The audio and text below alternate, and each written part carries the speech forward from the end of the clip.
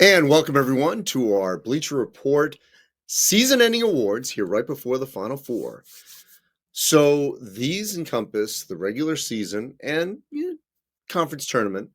It's kind of hard to cherry pick the NCAA tournament because teams get upset and it's hard to judge one player over another based on one random outing, like Kentucky losing to Oakland as an example. So let's get right to it. These are my March Madness awards for the entire season for 23-24. Start with our National Player of the Year, Zach Edey. No surprise. His numbers have been remarkably consistent. He has been a dominating player from start to finish, a double-double machine. He's the focus of every scouting report. He can put up 25, 30, 40, as we saw in the Elite Eight. He doesn't block as many shots, but he alters plenty. He's going to win every Player of the Year award again, and that will be the first time since Ralph Sampson in the early 80s that a player has won back-to-back. The other people on that list are all Hall of Famers. Ralph Sampson, Kareem Abdul-Jabbar, Bill Walton, Jerry Lucas, David Thompson, Pete Maravich, and Oscar Robertson. Think about that list. Pretty amazing. I think there's no question that Zach Edey will be at some point a college basketball Hall of Famer. Obviously, what happens in the NBA, we'll have to see if he can become a Naismith Hall of Famer, but I actually think he will be a college basketball Hall of Famer for what he's done in his career. And I think he's going to go down. I know Rick Mount is sort of the all-timer at Purdue, but if Purdue, by the way, wins the national championship, Zach Edey will go down, and I think you could argue now he's already the greatest player ever to wear a Purdue uniform, but he will certainly cement that if he can win a national title for Purdue. So he's my Player of the Year, and I think I'm going to be covering his awards ceremony, whether it's AP or Naismith, this week down in the Phoenix area. All right, so let's go to our next one. Coach of the Year. He's looking for the 6th national championship, his second for UConn. And here's what's great about Dan Hurley. The moment they won the championship last year, he was locked in to rebuild that roster. Klingon back, but with a more important role. Tristan Newton, same deal. Cam Spencer, they pick up from Rutgers, arguably one of the best transfers in the country. Caravan, more of a role. Samson Johnson, Diarra, all picking up more of a role. Then he picks up big-time recruit in Stephon Castle. He had him already locked in. Still, got to put this team together. They lost one non-conference game at Kansas. They almost won it. Lost at Seton Hall without Klingon. And the other game, there was one game that they just didn't have it. That was at Creighton. Totally understandable.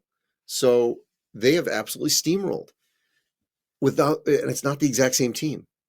So Dan Hurley has a chance to win back-to-back championships, which is what Billy Donovan did in 06, 07, and Coach K did in 91 and 92. I think that's Hall of Fame worthy. I think if he wins 2, he will be in the Hall of Fame. I just believe it. Just like I think Billy Donovan will as well and should be.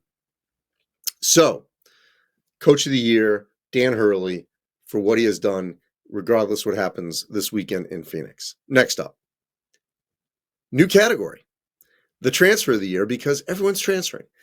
Dalton Knecht's an unbelievable story.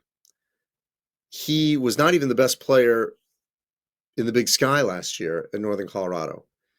So the recruitment of Knecht by Rick Barnes and his staff was absolutely brilliant.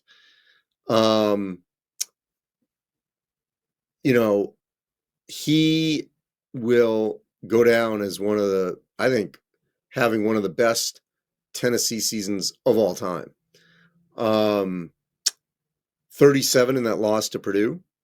just a total bucket getter, and he's going to be a lottery pick. So think about this right now. Transfer of the year.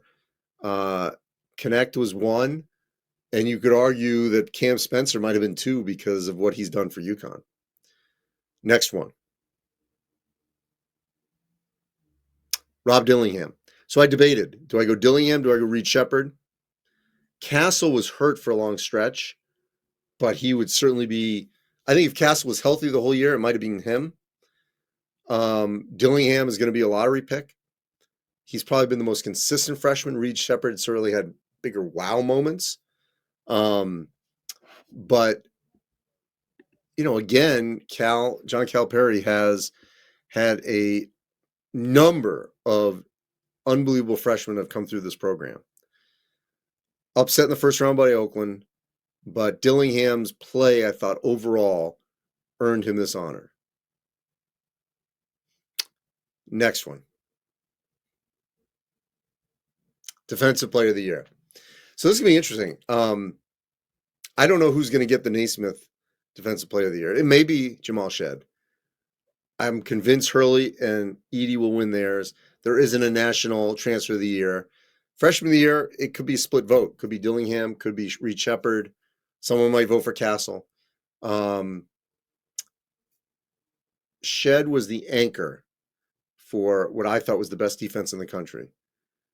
Iowa State, led by Lipsey, statistically was the best, but I thought Houston's defense was maybe the most intimidating. And so, and Shed was the head of it. Sprains his ankle badly against Duke. They're up 16-10 when it happens.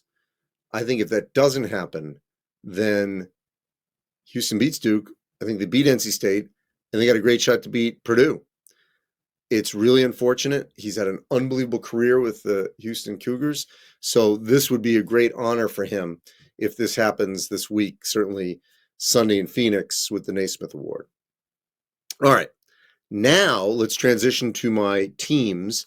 We can do what we want, and rather than honorable mention, we're giving you 4 full All-American teams, all right?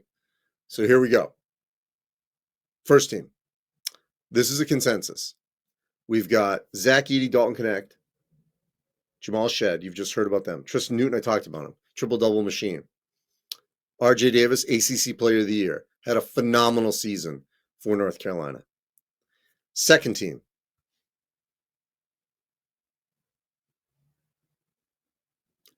Jaden Ledee. I debated whether he should be on the first team. Great year for San Diego State. Self-made player. Mark Sears, now playing in the Final Four, originally from Ohio, making 7 threes in their Elite 8 win. Tyler Kolek, who I think might have been on the first team had he been healthy, missed that whole last week of the season and the Big East tournament with the oblique injury. Deron Holmes II from Dayton was the best player in the A-10 all year. And then Boo Buie. I was really disappointed that he was only an honorable mention with AP.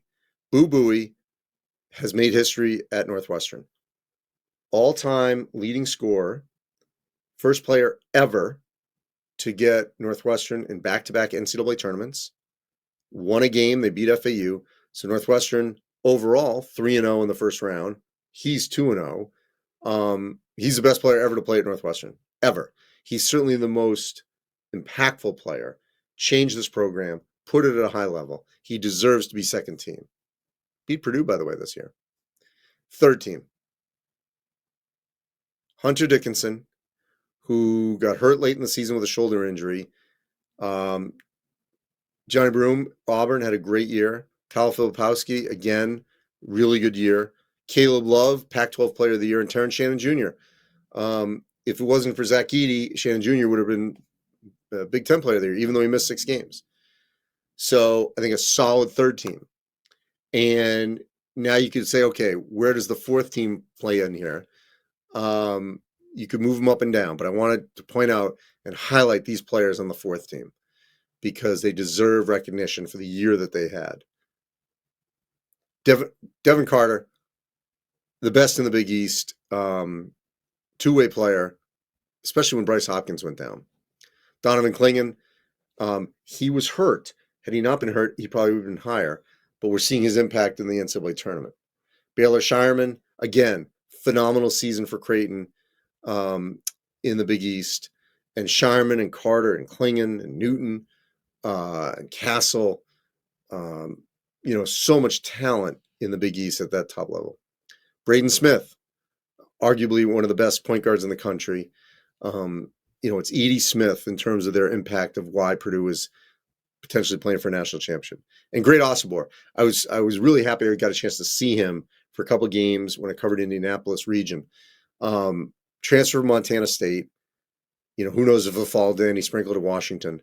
He's got one more year. But just in every sense of the word, I mean, he just was such a stat stuffer, scoring in so many different ways, having such an impact on this team.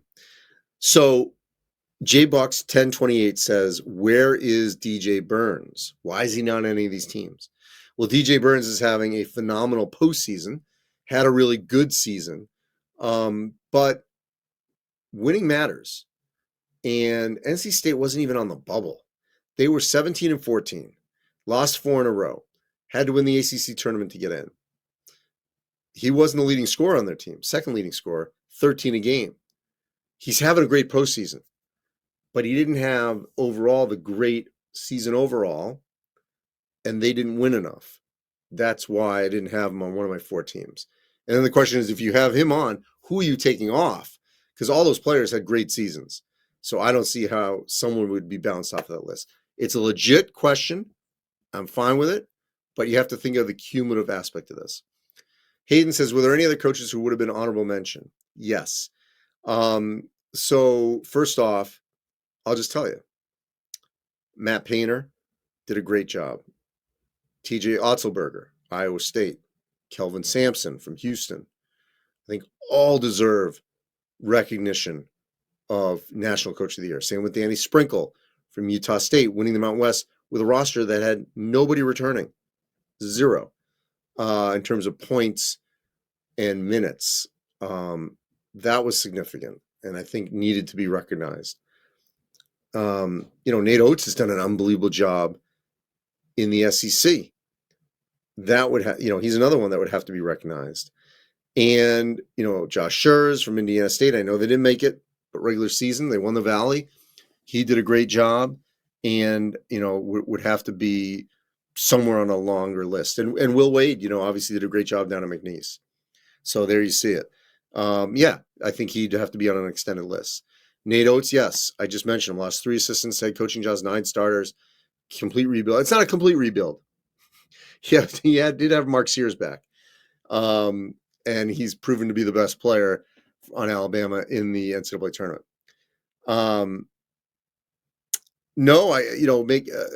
Make the call. Asked about Reed Shepherd, Isaiah Collier. The problem with Collier, Collier was my preseason freshman of the year, but USC was disastrous. So Anfield bounced. But I did debate Shepherd and Willingham. Yes, Jalen House. So Mr. 3000, if I did like an honorable mention, I could have extended out. I think Jalen House would have been there because he had a great year for New Mexico. Again, Mr. Leanback says, why isn't Kalkbrenner on my list? He would be part of that honorable mention. Who am I going to bounce out? Baycott, same reason. Who am I bouncing out? These are all guys that I really did think about. And Ziegler, another one. He was a defensive player of the year in the SEC. So all these are legitimate questions people are throwing at me. All players who had really good years, but someone has to go if you put those players in. And someone that didn't get a lot of national attention that I wanted to make sure got it was Boo Buie and Devin Carter, by the way, from Providence. 2 players I think got way underappreciated this season. So, all right. So those are awards. Check out our coverage this week, Bleacher Report. I'll be in Phoenix beginning Wednesday night, doing a variety of things. You can listen to me on Westwood One Radio, doing sideline for the games on Saturday and Monday. Be joined by Kevin Kugler, who's our play-by-play, Jimmy Jackson, and PJ Carlissimo. Doug Gottlieb and Jason Horowitz will be doing studio, and I will be roaming the sideline. Also doing NCAA Digital, as well as for Bleacher Report and March Madness MBB, interviewing all head coaches on Thursday, and then the two finalists on Sunday. And then with Purdue there, you can catch me on some Big Ten Network coverage as well. And of course, you can follow me on the Andy Katz at X, formerly known as Twitter, and the real Andy Katz on Instagram. Thanks for watching, engaging, asking questions throughout all of these chats. We are not done yet with this season, but just want to make sure to thank everyone for participating throughout the course of the season. Enjoy the Final Four.